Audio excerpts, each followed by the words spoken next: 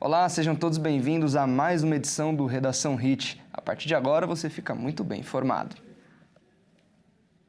O endividamento das famílias brasileiras aumentou. De acordo com o Banco Central, o número do mês de agosto só ficou menor que o pico histórico da série atingido em julho de 2022. Vamos ver.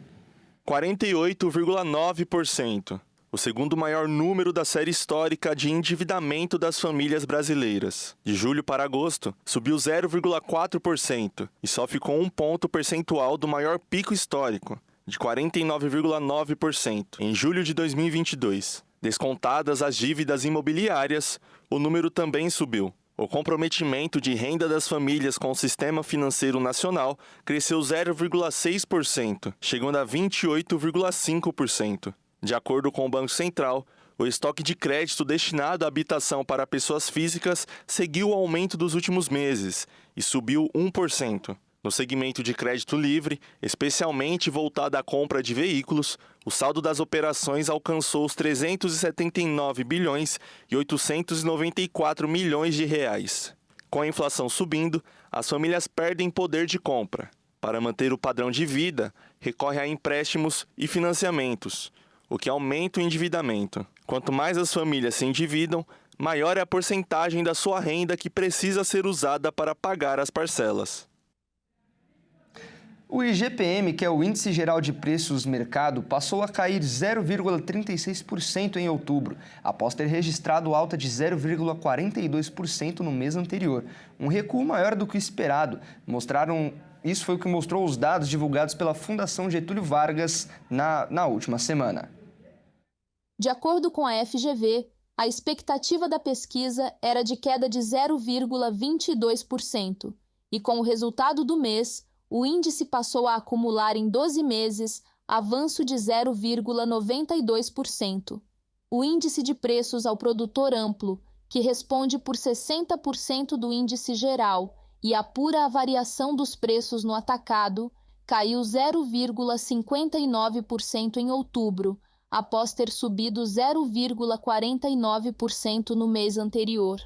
Já o índice de preços ao consumidor, que tem peso de 30% no índice geral, desacelerou a alta a 0,16% em outubro, de 0,25% em setembro.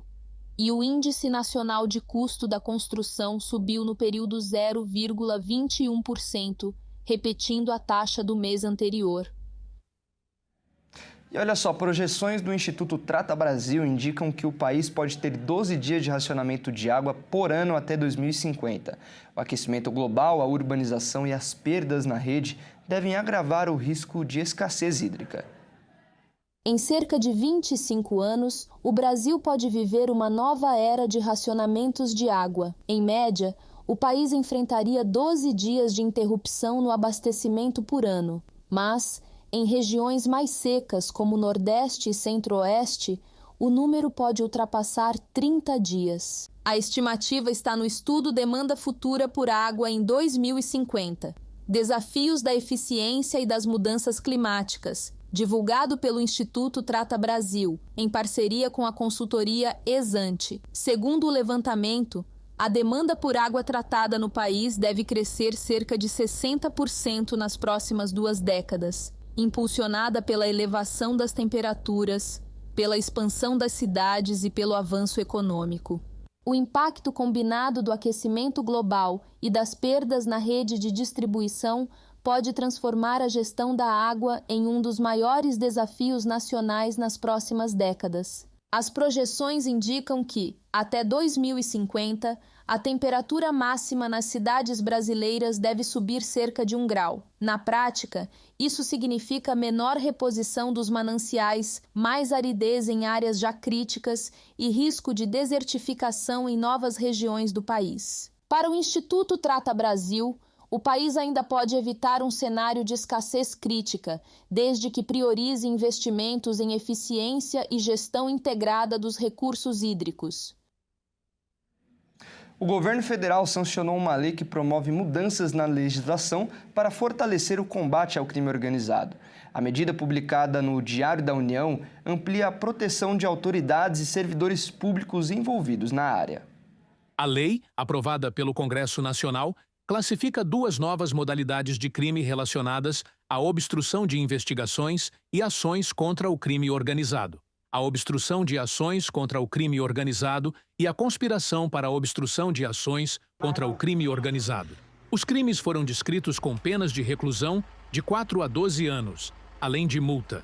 A lei também garante um reforço na segurança pessoal de autoridades envolvidas no combate à criminalidade, para ampliar a proteção a juízes, membros do Ministério Público, policiais e militares, incluindo os aposentados, bem como a seus familiares, quando estiverem sob risco em razão do exercício de suas funções.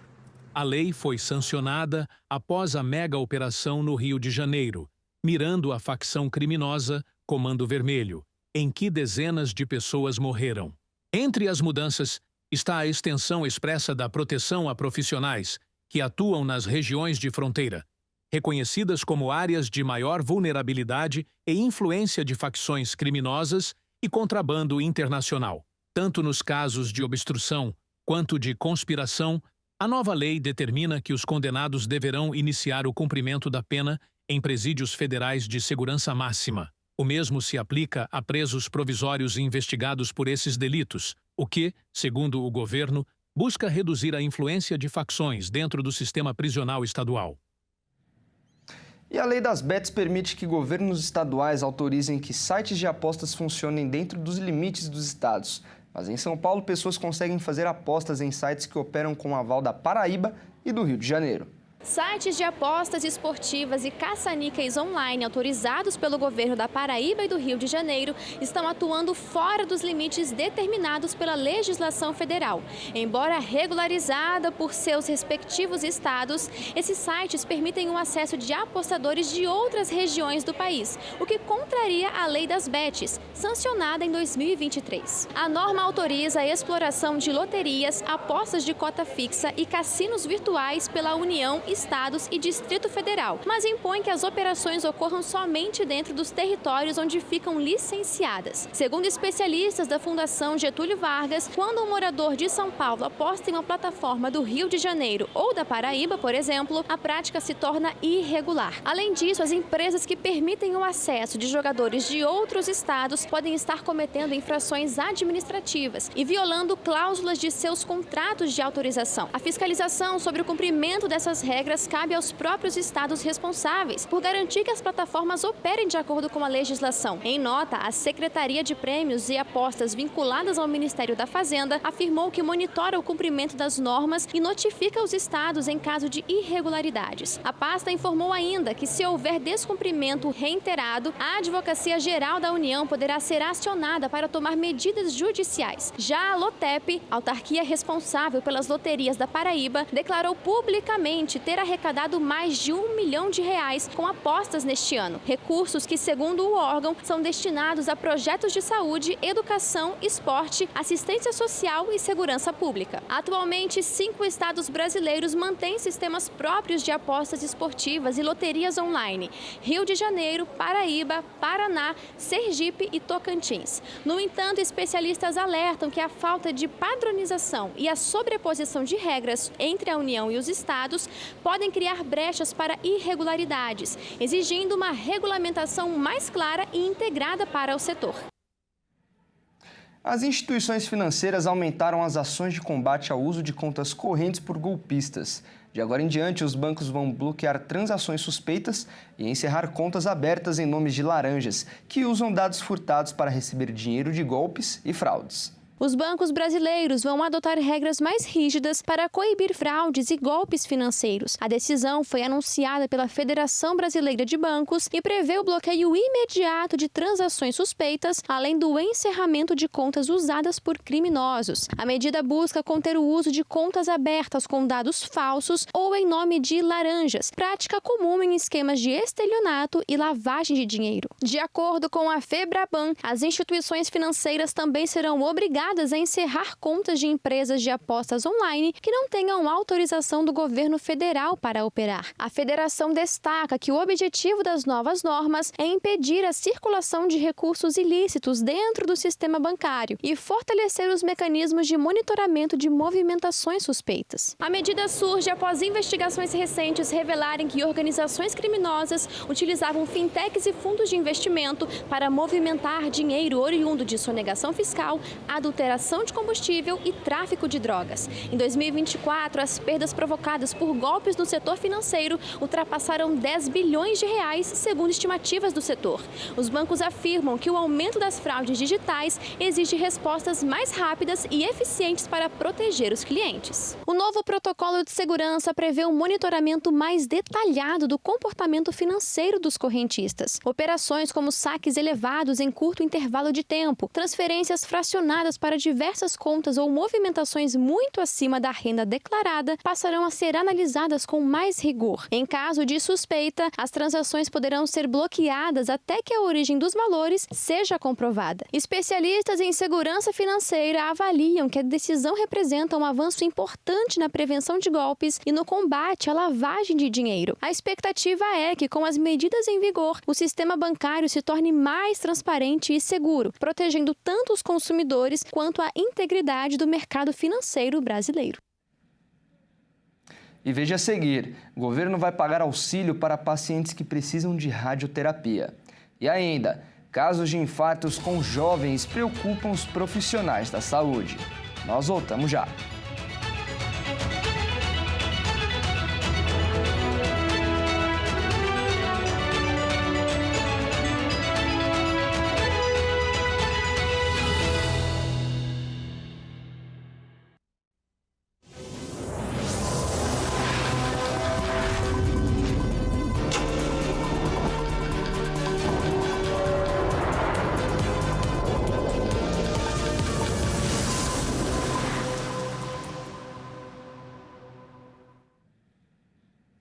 O Ministério da Saúde anunciou um auxílio para custear o transporte, a alimentação e a hospedagem de pacientes que precisam fazer radioterapia pelo SUS. O governo vai pagar cerca de R$ 300 para garantir o benefício a estes pacientes. Segundo o Ministério da Saúde, atualmente no Brasil, quem precisa desse tratamento percorre cerca de 145 quilômetros até os serviços. Agora, cada paciente e seu acompanhante terão direito a R$ 150 para refeições e hospedagem e R$ 150 por trajeto. O novo benefício integra um pacote de medidas do programa Agora Tem Especialistas, que amplia os serviços oncológicos em todo o país. O Ministério da Saúde explicou que o valor não vai ser pago diretamente ao paciente, mas para a Secretaria de Saúde local. Os pacientes beneficiados precisam fazer o tratamento via SUS. Além disso, a distância percorrida do paciente para ser beneficiado deve ser superior a 50 quilômetros. O programa Agora Tem Especialistas é uma iniciativa do Ministério da Saúde e do Governo Federal, que tem como principal objetivo reduzir o tempo de espera por atendimentos no SUS. O Ministério da Saúde publicou ainda no Diário Oficial da União uma portaria sobre assistência farmacêutica oncológica, que visa ampliar o acesso a medicamentos de alto custo. A partir dela, a União assume a responsabilidade pela aquisição de medicamentos para tratamento de câncer, com prioridade para novas tecnologias em oncologia. E cada vez mais jovens estão sofrendo infartos no Brasil. O que antes era raro entre pessoas com menos de 40 anos, hoje preocupa os profissionais da saúde. Seja em parques ou em academias, o objetivo é o mesmo: manter o corpo ativo. Marcelo, aos 18 anos, está buscando por atitudes que preservem a saúde dele a longo prazo. A minha qualidade de vida, eu acho que está muito atrelada, não só a minha, né, mas eu acho que de todo mundo está bastante atrelada com os hábitos saudáveis que a gente tem. Então, atividade física, boa alimentação, e é um negócio que eu tenho buscado cada vez mais nesses últimos tempos. Então, dieta, academia, é um negócio que realmente está fazendo parte da minha rotina agora. Beber água, manter uma alimentação equilibrada e praticar exercícios físicos fazem toda a diferença para quem quer viver mais e melhor e evitar doenças cardiovasculares. assim como a atividade aeróbica, né, ela é muito importante para o sistema cardiorrespiratório, né, e cardiovascular. O que acontece? Um coração que tem uma resistência cardiorrespiratória melhor, ele vai jogar mais oxigênio para os músculos, ele vai ter uma recuperação melhor cardiorrespiratória também para o corpo da pessoa em relação à atividade física. Isso são os benefícios. E a musculação também. A musculação ela tem uma contribuição muito grande nessa parte, no quê? O ganho de massa muscular, ela tem uma parcela muito grande no quê? Na queima de gordura corporal. E com isso, queimando a gordura corporal, menos gordura intravisceral, né? E também o coração agradece. O infarto em pessoas com menos de 40 anos tem se tornado cada vez mais frequente. Segundo dados do Ministério da Saúde, entre 2022 e 2024, foram mais de 234 mil atendimentos relacionados a infartos nessa faixa etária.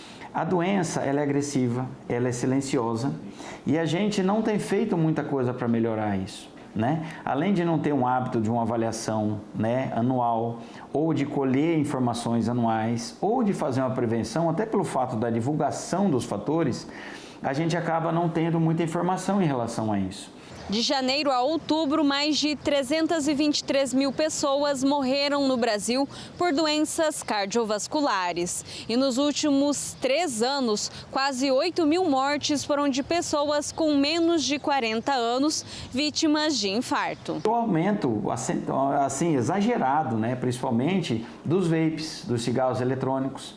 Né? Muita gente acha que aquele vaporzinho doce ou agradável não está fazendo mal. Pelo contrário, cada vape daquele lá, cada 10, 12 ml daquele lá, equivale ao quê? A uma carteira de cigarro, de 20 cigarros. Uns ou outros, né? Talvez sejam até mais. Né? Infelizmente, o uso de drogas ilícitas aumentou demais no nosso país, muito. Outro fator de risco é o uso de anabolizantes, que podem comprometer diferentes sistemas do corpo. A gente vem tendo muito uso de anabolizante, não só em homens como em mulheres. E isso também vem atrapalhando muito o desenvolvimento, não só, né, da parte de saúde de cada um, né, mas aumentando muito a chance de câncer, muita chance de arritmias, muita chance de hipertensão, de diabetes, enfim, de várias outras coisas dentro do aparelho cardiovascular. E hoje a gente vê que o jovem, ele faz uso muito mais hoje disso, por informações às vezes peculiares ou informações, vamos dizer assim, muito errôneas que a gente tem na internet e que a gente acaba usando sem consultar um profissional, sem fazer um acompanhamento sério. Antes mesmo de um infarto, o corpo costuma dar sinais. É preciso ficar atento a dores, desconfortos e qualquer mal-estar, buscando ajuda médica o quanto antes. O cardiologista explica quais são os principais sintomas que surgem durante um infarto. É uma dor tipo aperto nessa região esquerda do tórax, mas não necessariamente do lado esquerdo. Tem pessoas que têm do lado direito. Ela pode irradiar para a face inferior da mandíbula, por causa da inervação dessa parte do tórax, que nós, dentro da área médica, chamamos de dermatos.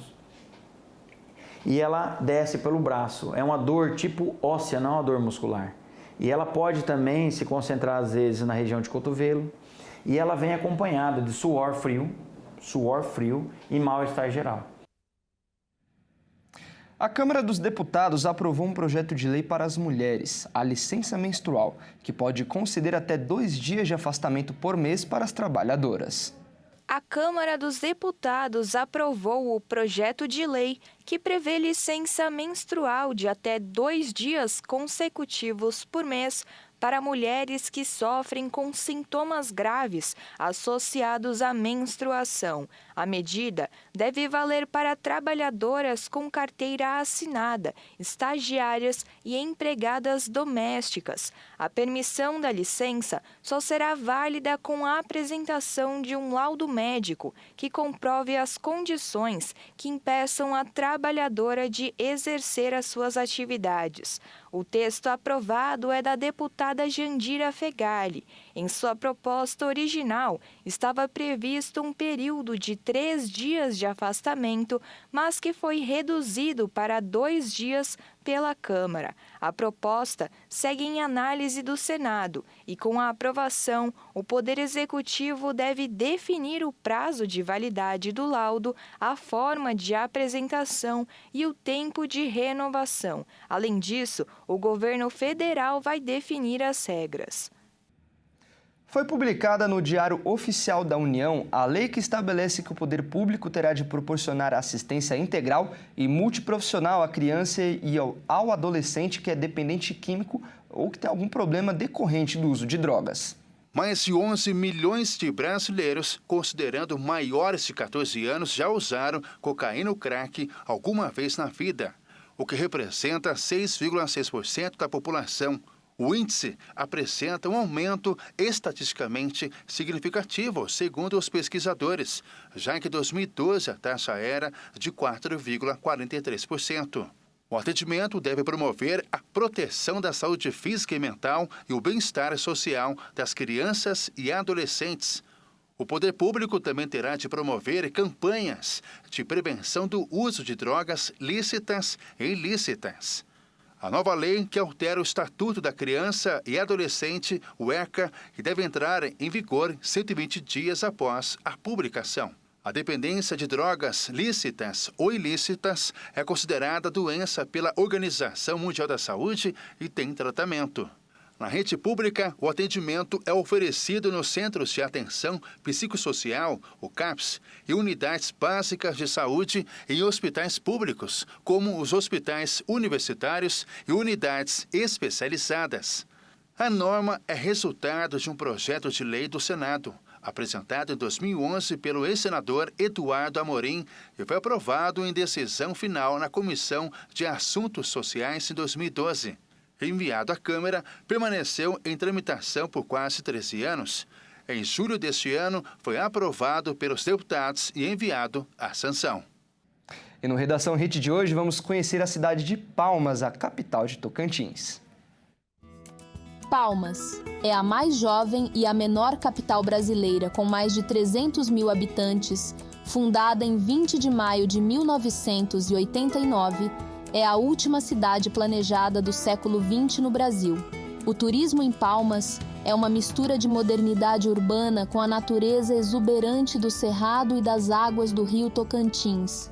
Um dos principais atrativos é a Praia da Graciosa, uma praia fluvial às margens do Lago de Palmas, que oferece uma orla com boa infraestrutura, incluindo bares, restaurantes, quiosques, ciclovia e quadras esportivas.